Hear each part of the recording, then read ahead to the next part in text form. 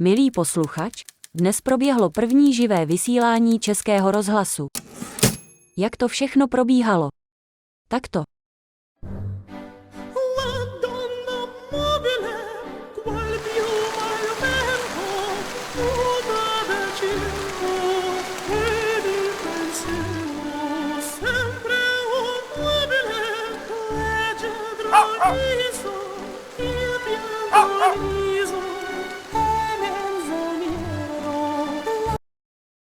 Šli jsme ale dál. Například jsme přeložili název do češtiny. Co jsme vám však za ta léta stihli sdělit?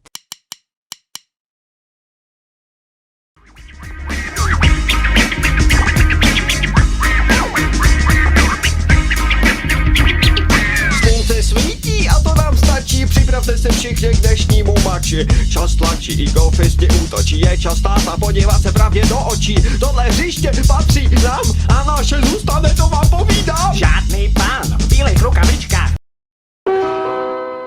Ukončete prosím výstup a nástup, dveře se zavírají.